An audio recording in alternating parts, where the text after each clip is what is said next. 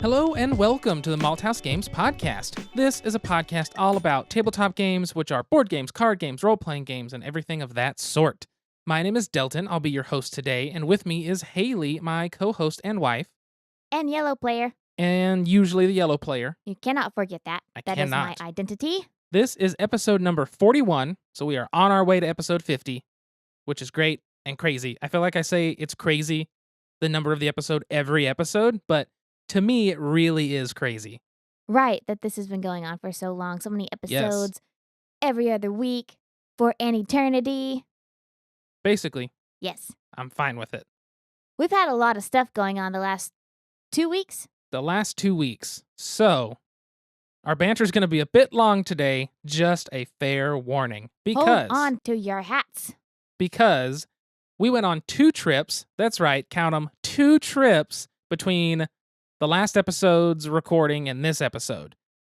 So, the first trip we went to was to the state of Ohio to the Boga Gaming Retreat, where we hung out with the one and only Alan Girding, who is also a Patreon backer of ours. Thank you, Alan, for backing our Patreon. Also, thank you, Allison, and thank you, Jesse and Catherine. Thank you. You guys all rock. But Alan invited us up to go to the Boga Gaming Retreat. Now, Boga, I believe, is the board game organization of Greater Akron. It's basically Akron and Cleveland are kind of like it's a metro. Oh, I never thought to ask what that stood for. I the believe entire that's time I was there. I believe that's what it is. But they do a retreat where they go to a campground, somewhere you would have like summer camp as a kid, and just hang out and play games. And that's what we did. That's the story. Bye. Not really. No. But it was a very good trip. Haley, do you want to start off the storytelling of this trip and some of the things we did? I would love to. Before we get into the story, let's open up the first beer of this episode. The Coffee Porter. So this beer is from Walnut River Brewing Company, which is out of El Dorado, Kansas. This is the El Dorado Coffee Porter. It is 6.6 alcohol by volume, and I don't see any description on the can to tell me some sort of flavor profile or anything. Being a coffee porter, I'm going to suggest notes of coffee, toasted malt, fairly sweet, darkened in color. Get you drunk enough to get into a fist fight after work. It probably would. Let's see. Ooh, it looks like a coffee porter. So this is a beer, as I said, it's out of El Dorado, Kansas. We will get to why we have a beer from Kansas here shortly. Spoiler alert, we went to Kansas. Well, we went through Kansas. We went through Kansas. Thank you. It smells like a coffee porter. Does it have that nice smell? It smells like coffee and caramel.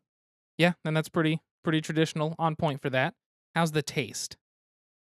It's more coffee-y than a lot of coffee porters. This does have a very strong coffee flavor. I really just feel like I'm drinking coffee. It's smooth, it's lightly carbonated. It's very good. It produced a nice head on pour, which is good. That doesn't always happen with a heavier beer. I feel like I always expect it, but it never quite comes to where it needs to be. It's very good. It is a very upfront coffee taste. It's a little thick on the back end, on the mouthfeel, but it has a nice crispness to it on top, which is kind of strange, but very good. I like it. It's a solid beer. It's a little more refreshing for a coffee porter. That's the crispness. It's that refreshed. I don't know. It's almost like you said, like a cold coffee. Yeah, it's like a cold brew. With a little bit of alcohol in it. Blessed. I'll take it. So, I'm going to start off by talking about our trip. So first of all, it was summer camp for big kids. Like, really, we stayed in camp cabins or just like the ones we stayed at in church camp, except I didn't have to go to a make-believe mass in the middle of the dining hall, which was great. I never went to camp as a kid because A, we were poor, and B, church camp did not ever sound like any fun. So this was my first camp-like experience. Ever. And I'm here to tell you, it was just like summer camp, except we didn't have required activities that made you go outside and get sunburned and get bit by bugs. This was the perfect camp for me. If I would have gone to this as a kid, this would have been my dream camp. We literally slept in bunk beds in a cabin. We all shared a bathroom. We would walk together to the mess hall and play board games all day. We would eat peanut butter and jelly sandwiches. We would take a nap in our bunk beds. Then we would go play board games all evening. Then we'd make more peanut butter and jelly sandwiches and order in Postmates because we're still hungry at 9 o'clock at night. Then we'd go play more board games till about 3 or 4 in the morning. Then we would crash, run off about 2.5 seconds of sleep. Then we'd get up and we'd play board games and we'd eat peanut butter and jelly sandwiches. And then we'd go and we'd take a nap and we'd play more board games, and it was great. That went on a bit long, but yes, that was the entire experience. Did I miss anything? Not really. No, not That was really. basically the whole time. That was We made basically it. lots of friends. Made lots and lots of friends and had a fantastic time. So basically, we flew into Cleveland, and Alan graciously picked us up from the airport, and we got to see his childhood home, which was awesome. A big old house by a lake on a bunch of land. It was really cool. And then we got to see his current house, meet his dogs, and they were the sweetest pups. Got to meet his lovely wife. Met his wife. We got to see his game room They let us steal some blankets and pillows. because we were ill prepared because of me. That's okay. In Delton's defense, he had never been to camp before. So I asked Delton, we're going to camp. Do we need to pack sleeping bags, pillows and blankets, towels? Nah, it's all going to be provided. Did you ask? Yeah. Did you ask? Yeah. Because you know what happened? I didn't ask. He didn't ask. He assumed that camp meant that all of this stuff was going to be provided. He didn't know that you're going to be walking into a cabin with a bunk bed and a plastic mattress from 1973 that smells like a foot and have no blinkies. Again, I've never been to camp, so I don't know these things. However, it's fine. We got to camp, got to hang out, and pretty much started playing games right away. And we got to play a lot of games we've never played before, some classics, like we got to play Pit, which I was terrible at I jumped on the table multiple times. multiple times. So with Pit, you're basically playing the stock market. It's kind of what the premise is. Basically, yeah. And All real time. whoever gets a whole set in their hands of a set of all 7 the same, I believe that's right, all 7 the same, I think so. they have to ring the bell, and that signifies the end of the round, and that person wins. Well, we're at this really long rectangular table, and everybody's playing in the middle. I'm at the very end of the table, and I get a whole handful of, I forget, was it grain or corn or something like that? Something. And so I can't reach the bell. So I just jump on the table and slid like a penguin until I hit that bell. You know what? I won that round. She did, but she did not win the game. Tyler beat me by about 10 points. Hi, Tyler. He did. He beat you by about 10 points. It was awesome. He's our new friend, as well as Ken. Yeah, Tyler and Ken and Laura. And we got to see Lindsay and Isaac, and of course, Alan. And of course, Alan. And then we met a bunch of other people too. And we saw Ben. Yes, we get to see Ben. Hi, Ben. Hi, Ben. In case he listens to this episode, which he probably will. Which he brought us some libations that we will be using in our future podcast episode where we discuss a very special game made by Ben. Ben. So we are saving those for the moment. But yes, we played Pit. We got to play Ink and Gold, which I'd never played before. And we played Startups from Oink Games. We played a fantastic prototype that we can't really talk about. Oh my gosh. We played it for, we played it twice. It was the same game, an extension of the same game, but Yep. it probably in total took us 4 hours. Probably. And I was ready to play it again. It was wonderful. It's very, very good. Basically, I played this at BGG-Con in the fall, and I mentioned it, that it was a new Plaid Hat game going to be coming out from Isaac. And it's the same thing that we played this time with updates, and we're super excited, and I'm even more excited about it, and I wish we could really go into details about what it's about and how it plays and things like that, but I'm ready for it. Me too. And we had the perfect environment for it as well, in a little quiet library, which we played several games in. We really Or at did. least we played Pit there. We played that, and at least we chatted some in that room too, but it was nice and quiet away from everyone. And then we also played Werewolves in the Dark. This, I think aside from the prototype, this was our game of this retreat. We played it for like 3 hours until about 3:30 in the morning, and we were extremely sweaty and we were done, but we had the best time. I will preface with, this game I do not believe is out to purchase. It does have a link on BGG, but essentially the premise of the game is werewolf, except instead of just sitting in a circle and somebody's moderating and pointing to people or something like that, you actually turn the lights off in a room after everyone knows their roles, and then you physically move around the room, and if you're a villager, you hide or try to keep away from the werewolves. As a werewolf, you try to sneak up somebody and tap them 3 times, tap, tap, tap, which will kill them, and they have to sit down on the floor. So this is kind of a blending of werewolf and a game, I guess, called Murder in the Dark. Yes. And my goodness, it was the most fun. Except everybody kept thinking I was the werewolf because I was the werewolf one time. That's true, but people learn, oh, we're not going to pick Haley. Look at her. There's no way. And then you are, and they're like, you know what? We're not going to let you get away with it again. So it was like for the next 3 games, I kept being chosen as a werewolf. I'm like, come on, guys, I'm the seer. I could help you. But no. But no, I was a seer once and didn't do anything with it. I was going to use it as a safety mechanism. So when somebody got close enough. So as the seer, when you're near somebody, you can whisper, like, are you a werewolf? And they have to answer you with the truth. But what it means is if you ask a werewolf, you are basically protected from that single werewolf from killing you. So it can be used as a defense mechanism instead of an active searching for a werewolf. The way it comes to daytime, that's with the lights off, windows, curtains closed, you can't see anything. Dark. And we had music playing. Ken puts on like the Arkham Horror LCG soundtrack. And on top of all this, it's in an old cabin from like 1946 that's about 3,000 square feet. And there's nothing in there but a few tables and some folding chairs and refrigerators. So there's this ominous going on because the refrigerators are older than we are. Oh, yeah. And then you just hear footsteps running behind you and they go across the ground and Because just You can't see anything. And then you have Alan hiding on top of refrigerators and falling on your head. and falling on my head. And then hiding on the stalls and the toilets. But it was a super, super, super fun game to play. You can do this with your werewolf at home if you have werewolf, or you can print it, or you can, proxy werewolf and be able to play it. It only had, or at least we only played with, the werewolves, a hunter who could kill anybody, but he's on the villager team, and then the seer, who I already discussed, which is on villager team. That's all we played with, but my goodness, we had a blast with this game.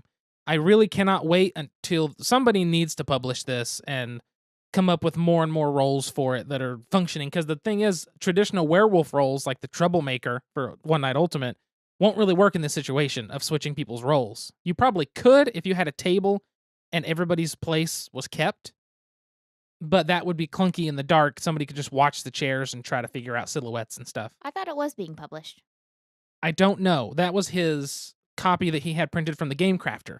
He submitted his files and got his own prototype copy is what it was. And then he sent it to Alan to play. And so we played it because he thought they'd like it. And we loved it. I think everybody had a great time. We sure did. We played it for 3 hours straight. And it's not easy to get all of us nerds to be physically active. But we were. For 3.5 hours about. Yep. It was a super fun game. So we played that all night one of the nights. And then, we played a lot of different games. And then it was a great trip. Fantastic trip. The trip home. Oh, the trip home, which... Let's make this a short version. First of all, our first Uber or first Lyft went to the wrong place and wouldn't answer her call. Yay, GPS. So we had to get a second Lyft. And by the time we took that second Lyft and got to the airport and got through security, we had 8 minutes left till our flight left. They ran out of storage space, so they took our carry-on bags. So we always pack just carry-on. Got on the plane, from Ohio to Dallas. We're in Dallas. Our plane got delayed multiple times because a stewardess or a steward wasn't available. So finally at midnight, it was canceled.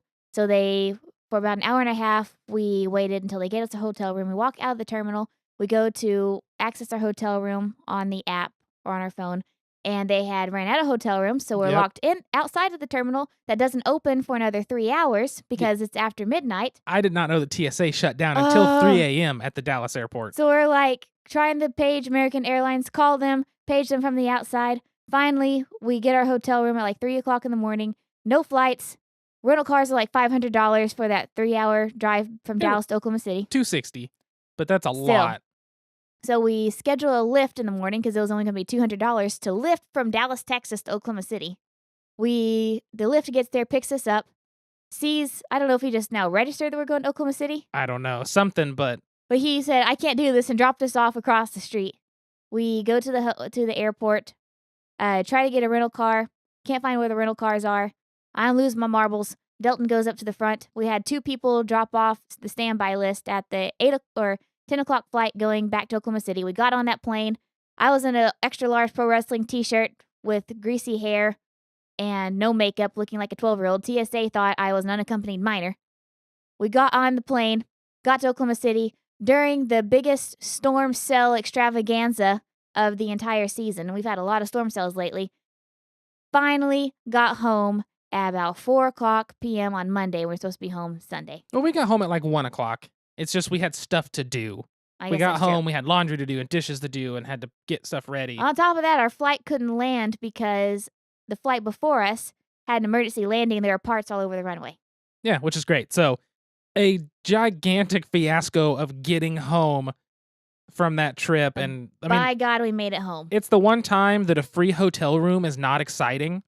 Like, normally you're like, yeah, we get to stay in a hotel. We're going to sleep in a big cushy bed, watch some TV. But for us, it was like 2:30 when we got into the hotel room, and we're just exhausted. And we're like, how do we get home? We've got to get home, feed the cats. Like, there's supposed to be storms coming in, and we don't know how everything's going to be. And it was just ridiculous. Shout out to Allison for offering to come into our house and take our cats to her storm shelter. And Allison, thank you. And Brian for feeding the cats while we were gone, because that's always a hassle. Steve's just a jerk. He is.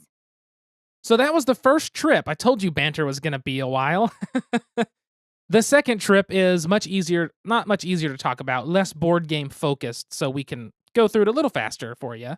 We went to Kansas City in Missouri. We stayed on the Missouri side almost the whole time with Zach and Sarah, some really good friends of ours. Hi, Zach and Sarah. This was their baby moon because they are having a little girl, and they wanted to go on one more kind of vacation trip before they have the child. That way, because they know they'll be locked down for a little bit until the baby's old enough to go somewhere for several days or something. We had so much fun. Zach's a vegan as well, so we got to have so much vegan food together. And luckily, Sarah's fine with it. She's like, I don't care. I can figure out something.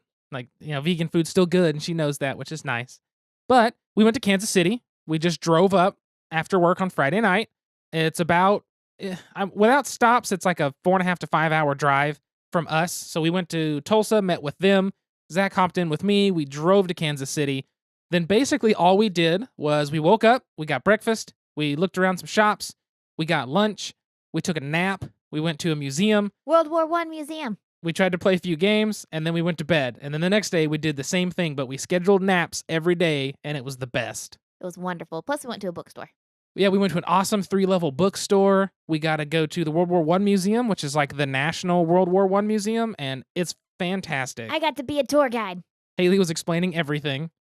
It's kind of overwhelming. The place is huge. You really need a whole day if you're going to read and try to absorb everything. I think the craziest thing for me was the cannon shell crater. Like, if somebody shoots a tank shell, where it hits, the hole it creates is massive. And that was, like, thinking about that. It's about 25 feet tall or deep. It was like 20 feet deep by like 30 feet around. And they said that they would shoot off thousands of those a day. And it was just like, this is insane. That's too much. It just kind of sadness sets in for a minute. But fantastic museum, worth checking out. Memorial Day weekend. It is only $10, not $20 for an entry, which is cool. Blessed. And then we got to go to the Nelson Atkins Museum. Is that what it is? Yes, the Nelson Atkins Art Museum, which is free entry, which was mind-blowing because the quality is amazing. Fantastic facility, great artwork. I got to see a real-life Caravaggio, which was awesome for me. I got to see a painting of a cat. A painting of several cats. Several cats. We got to see baby Steve Buscemi. Yes, I will have Delton post that on the Malthaus games. I have it posted on my Twitter. I'll have him retweet it. But It was there great. was a Renaissance Steve Buscemi baby. Supposed to be Jesus. Just weird looking. Like, you know how some of those paintings are in the early Renaissance especially. It looked like Steve Buscemi, though, y'all. It was ridiculous. It had was. the eyes. That was the main thing, was the eyes. It was funny. But fantastic museum. That was a really good time. We had plenty of coffee, tons of good vegan food. I think we had a great time with vegan food all around. We did get to go to Tabletop Game and Hobby, which I discussed this a while back when we went to Kansas City on a bachelor party trip. We met Tobias. Hi, Tobias. We got to meet Tobias, who is the cat there at Tabletop Game and Hobby, and it is a polydactyl cat. He was voted the best personality in Kansas City last year. Beat out the mayor and like all these news people. It's because he's amazing. We got to pet him. He ran around a little bit. He has huge paws because one paw's got like 2 extra toes. One's got 1. I think Zach counted and he had 27 toes. Something like that. But awesome cat. Amazing game store. Second time I've been in. It's always clean. The staff are always really nice. Highly recommend checking that out over, I think it's on Metcalf in Overland Park in Kansas City area. Yes. It's worth checking out if you go through. But we had a fantastic trip.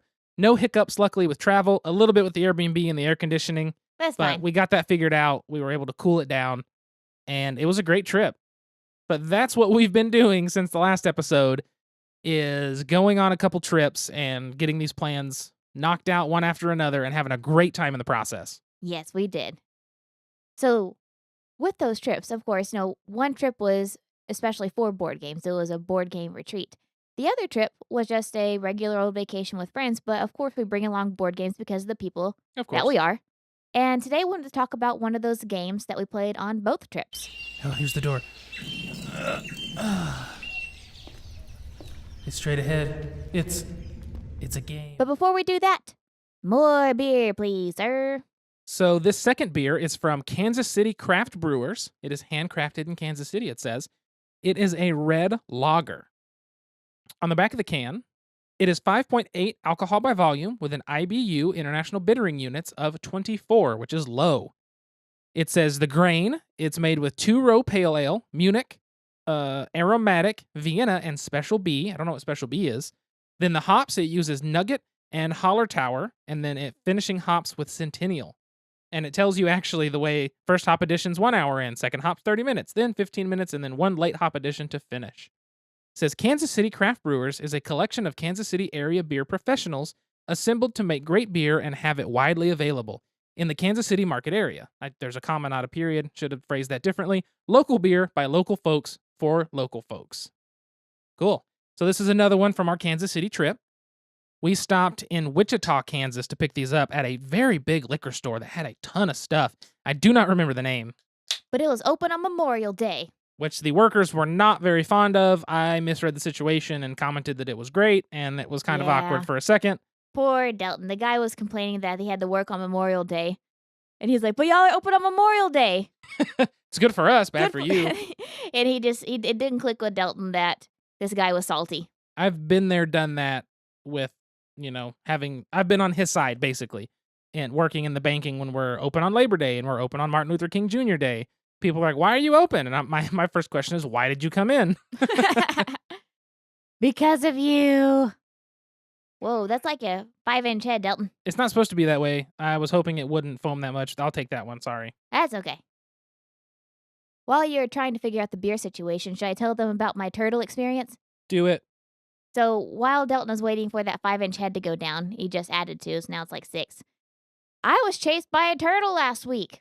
An alligator snapping turtle, which if you don't know what they are, they're horrifying. So I was bebopping along the cold hard streets of Edmond, going to Deer Creek schools for my counseling supervision, and I see a turtle in the middle of the road. It's this big old snapping turtle, about 25 pounds, 25, big boy.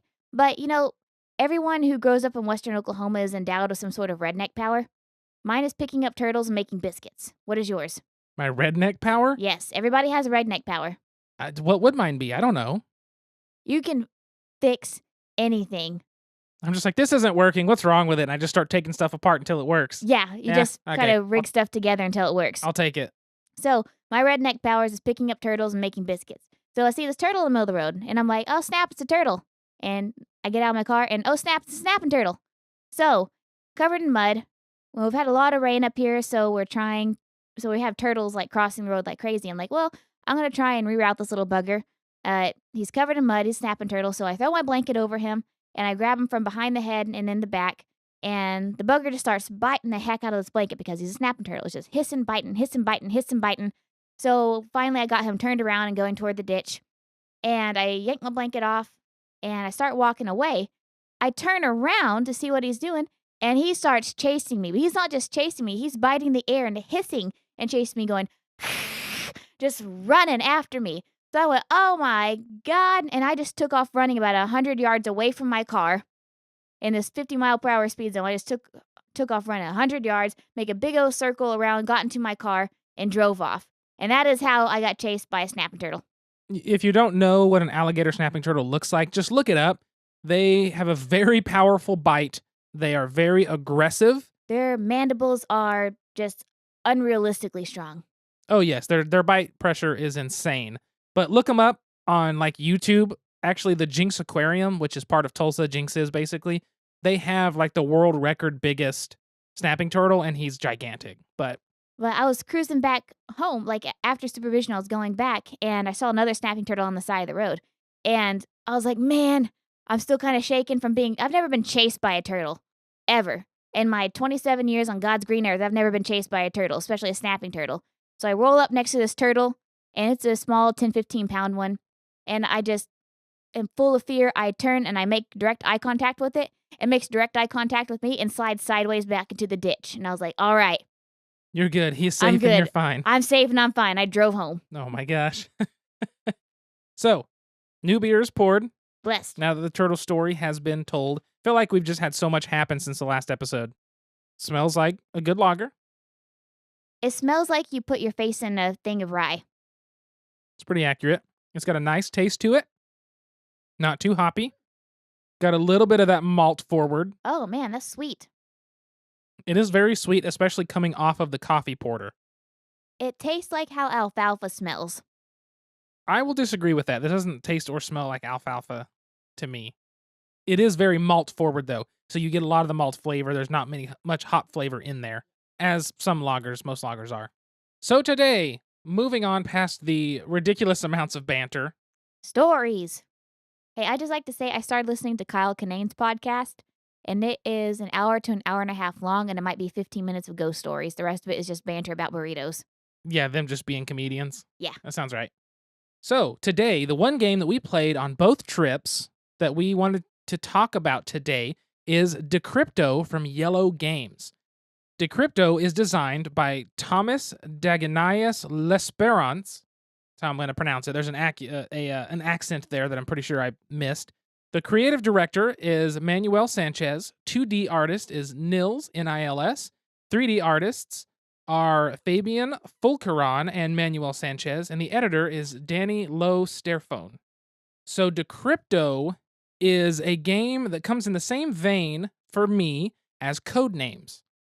The way that you play the game is your team has 4 words that all of you are looking at, and the other team has 4 words they're looking at. Those words stay the same the whole game. Whoever gives a clue draws a card. Those words are numbered 1, 2, 3, 4. You look at the card if you're the clue giver, and it could be 4, 2, 1.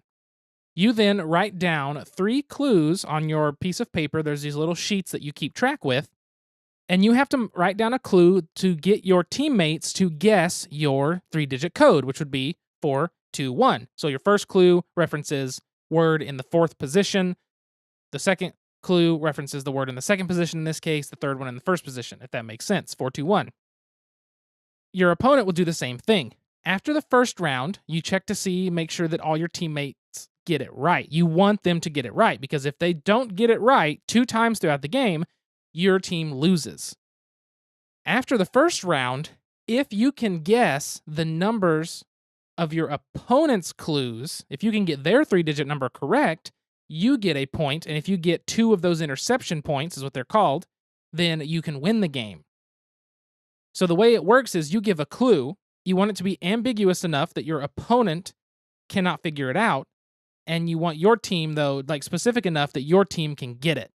Because you will keep track of every clue given, and you will keep track of all your opponents. So if your opponent gives a clue that's fur, claws, and poop, and that's all been clues for the card in the 1st position, you now have a better idea of the type of clues that will be for a card in the 1st position. It's a kitty.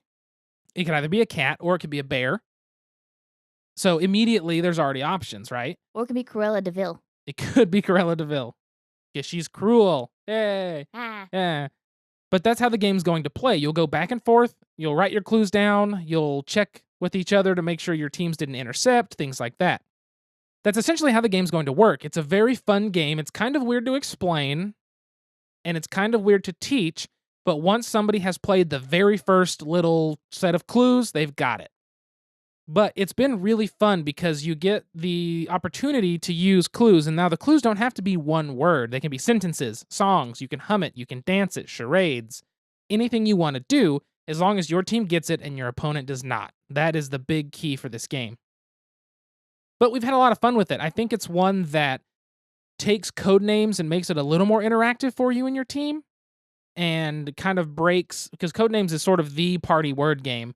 I feel like this, for especially bigger groups, can be a good replacement to that because everyone's active the whole time. Yes, it is.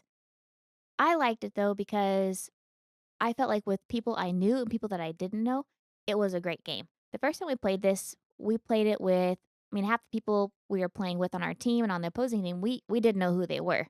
And so, some of those guessing games, you feel like you need to have a good relationship with somebody because you have to give them a clue that they can identify and get it right. But with Decrypto, I felt like it was easier. I felt like it was still great if you had players on your team that you had never met before. You're still able to communicate your clues to them in a way that they will understand. I think part of that, now Zach did have this criticism. He didn't like that the game specifically forbids like inside jokes or things between people.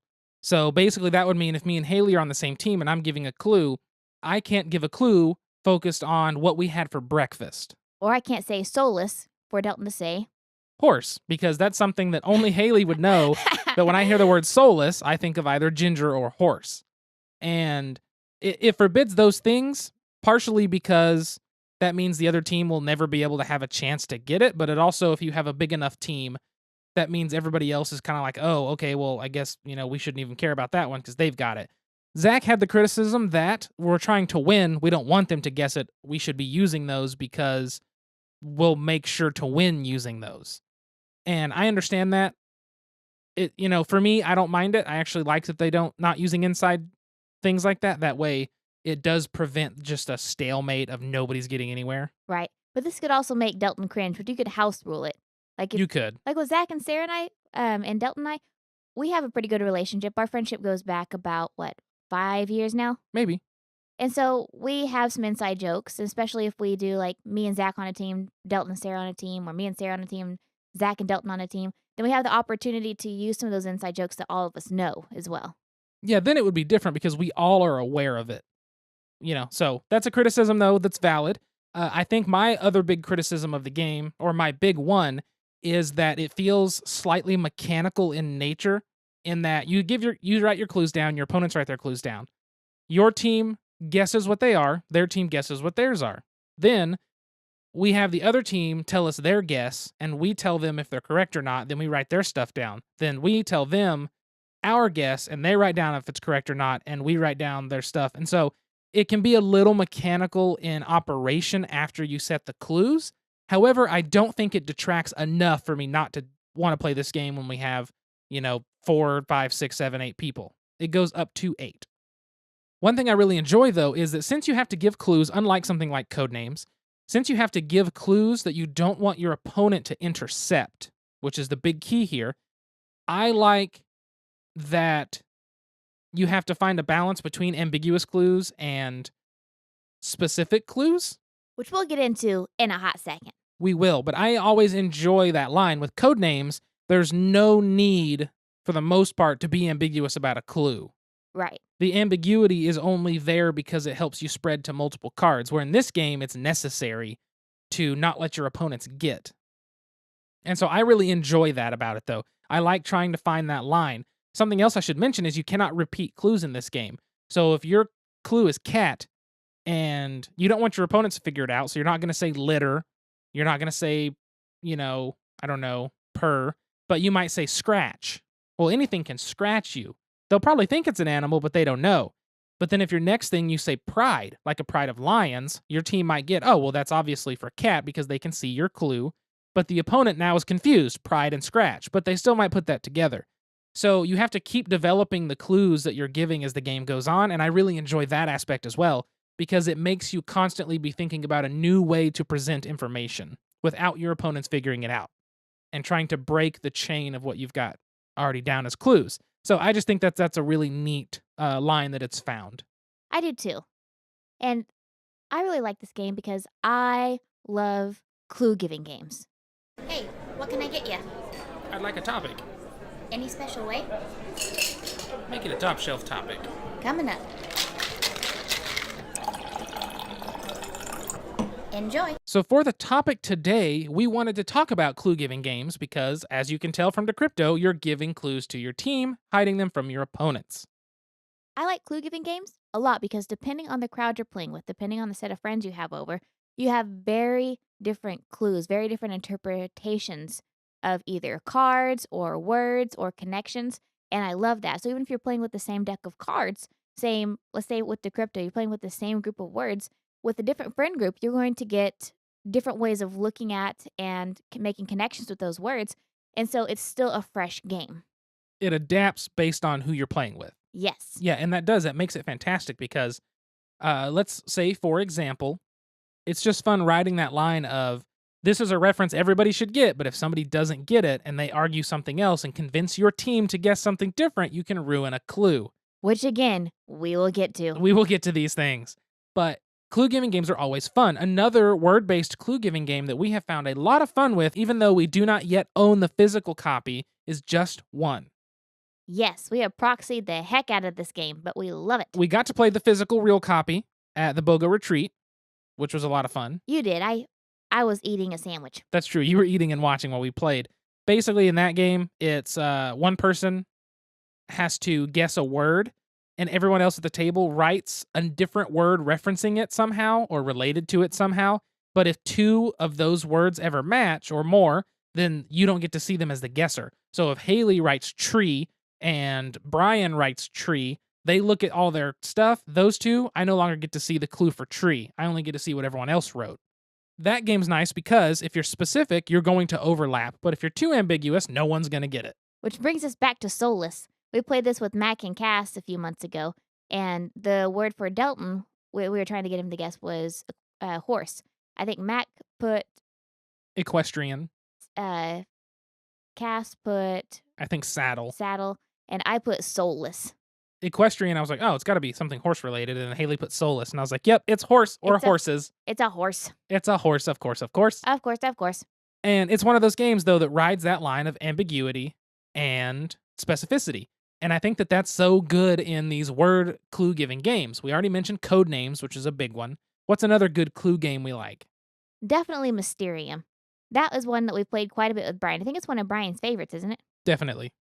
With Mysterium, which we've talked about before, I think in episode like 6. But the ghost who has supposedly died is giving clues to the psychics to help the psychics to solve their murders. But the clues that the ghosts give are pieces of artwork, and the psychics make interpretations on that artwork and try to deduct who was the murderer or the location they were murdered in or the weapon based on what they interpret from the art pieces the ghost gives them. And this is one of those games that this is a little different in terms of clue guessing. Because in a game like Codenames, Decrypto, Just One, you're giving a clue as the main clue giver to the rest of the people at the table, either cooperatively or, they're your opponents, whatever, but you're giving a clue to people, and your clue itself finds the line between specificity and ambiguity. However, in Mysterium, the person you give the clue to is the one who's going to have to find that line. I think that's what's so different about Mysterium and why I like it, is if you're trying to send them to the barber, the one guy who's the barber, has got the white black hair, like, Sweeney Todd style dude, and you give them a card that's got a knife on it, because in the barber thing, he's got a razor blade. That's what you want them to guess.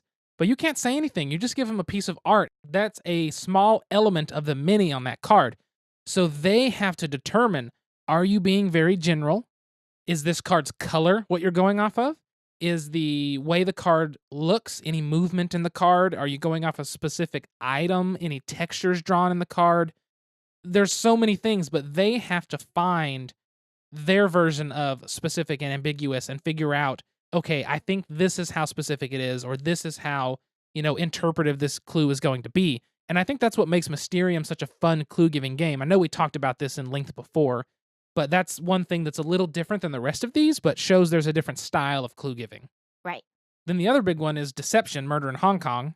Which is kind of a similar clue-giving mechanic as Mysterium. Similar, but it's word-based. It's word-based. Focused on items. So it's a little different, but it's kind of a blend of the two. Right. But again, all of these games, I mean, this one person could give the same clue to 4 different people, and people might have different interpretations of it. So I love the clue giving part because it's so open to interpretation. You you give those clues purposefully, but you still have to rely on the other person making the same connections you do. So I can only imagine what it'd be like to play these games with someone from like a different culture or a different country. The connections that we make, are they the same connections that someone else will make? And not even just culture or country, but especially, I mean, this sort of goes hand in hand with that, but language. Right. Someone who English is not their, well, I should say American English is not their first language, then, I mean, even somebody from England, I feel like it would be interesting because there are so many differences Right. in true British English versus, English English. And even then versus somebody from Germany who's learning English in school or Sweden. I feel like even just in that, all they can speak English, but it's all different. So I think that would be really interesting for us to play with people from other cultures. Like you said, it would change how you have to think about things. Right.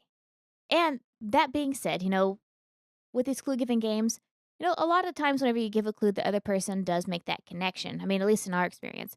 However, there are quite a few times where that can also go really wrong. And now, join us for a Malthaus Games podcast special Pint-Sized Question. So for the question of the episode to wrap this puppy up, I don't know why you're wrapping a puppy up. Please do not wrap actual puppies. Puppies are forever, not just for Christmas. There you go. To the Sia Christmas album. I shouldn't know that immediately. We wanted to ask the question of, what is a time that we gave a clue and it went awry? Or basically, we just failed. Yeah, I thought I had the best clue at the Boga retreat. I was so proud of it. I was waiting. I was the last person to give clues, and I was waiting my turn. I had to get them to guess diver, aquarium, and war. And one word that I don't really remember. But diver and war are the two that I'm going to be talking about. So, in the game Decrypto, you have to give a clue that's vague enough that the other team won't get it, but specific enough that your team will instantly make the connection. Well, I had the word diver, and I was like, oh man, Delton and I always sing Holy Diver by Dio. Dio. And it's a popular song, so Yeah. anybody would get it, so it's public knowledge. So I was like, on my turn, oh hell yeah, Holy. He's going to get Holy Diver. What did I do? I chose Holy War. Based on a book he gave me for Christmas like 3 years ago that I loved. I gave her a book that's on the Holy Wars, and obviously, It's on World War I. Exactly. And I even the other teammates were like, no, Holy War, because everybody knows that, the Holy War, they've heard that before. So this was one of those times, and I picked the wrong way. I thought I was catering to Dalton's metal-headedness. He thought I was catering to my World War I obsession. But no.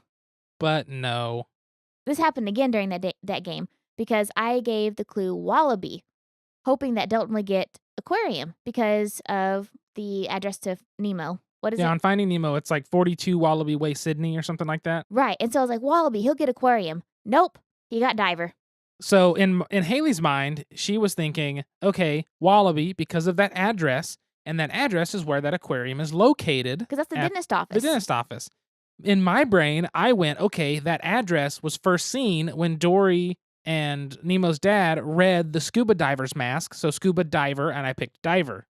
That's totally my fault, man. Those are both valid. I mean, that's the thing is this is that line of a little ambiguous, but if you would have written the entire sentence, it wouldn't have changed it, and the opponents could have guessed better. Right. So it was like, oh no, what do we do? But it worked out. We still won because we guessed 2 of their words in the end. Wallaby was for war. Yeah, the war wallabies. War wallabies. It's terrifying. So Dalton, tell us about a time whenever I screwed up. So Brian loves to bring this one up. We were playing a game, and we were playing with I think it's like Secrets and Lies expansion in Mysterium. And it comes down to one person left, I think, that hadn't got through, wasn't it, Cass? I think I was giving the clue to Cass. However, the card I gave was like a green tinted card. It had a pool table. It almost looked like a poker / pool hall parlor sort of feel to it. Well, the thing I was trying to get her to guess was green. And I was going based off the color. and Brian made the color of, comment, like the color of the card, just Yeah. the whole hue of the card was green. And so I was hoping that was enough, where all my other clues were much more specific than that. And Brian said, I swear if this is green, I'm going to come across this table. And sure enough, I gave the clue based on the color. And it was not well received, and we lost because of that. I was a bad, bad ghost. and your soul is haunting the haunted house forever. There you go. There you go. Sadly. But, with these clue-giving games, that's part of the fun is you're going to mess up sometimes, and it's usually hilarious, but worth it every time. But like you get your confidence so high, like Holy Diver. I was like, yeah, he's gonna get it. Holy Diver, it's gonna be a great round. Then went Holy World. It's like, hell. Exactly. Just everything crumbles down around you. Oh, it's the best. And then that means that another clue is missed, and sometimes even another clue is missed, and you're like, dang it to hell. Yep. We're just bad at these games sometimes. Yeah, but they're still fun. But that's the fun of these games. I think that nicely wraps up this episode. Sorry, it's a little long. However, we needed to tell our stories. We had lots of them. We had plenty of them. I still got more, but you'll have to wait until next episode because I'm sleepy. There you go. If you would like to, please share this episode, rate it, and subscribe. Give us a 5-star rating on iTunes if you would. You can check us out on all social media at Malthaus Games, Malthaus. You can find me personally at Delton Brack, DeltonBrack, and you can find Haley at SQUIRRELYGEEK. Squirrely Geek. If you have a topic you would like us to cover, a question for us to answer on the show, or even a game you want us to take a look at and you want to hear our thoughts about, email us contact@malthausgames.com. Until then, Delton is in a Valhalla shirt with no pants. That is true, and I won't put pants on for a few more minutes at least. Until next time, sit back, relax, grab a drink, and play some games. Thanks for coming out. We'll see you later. Goodbye.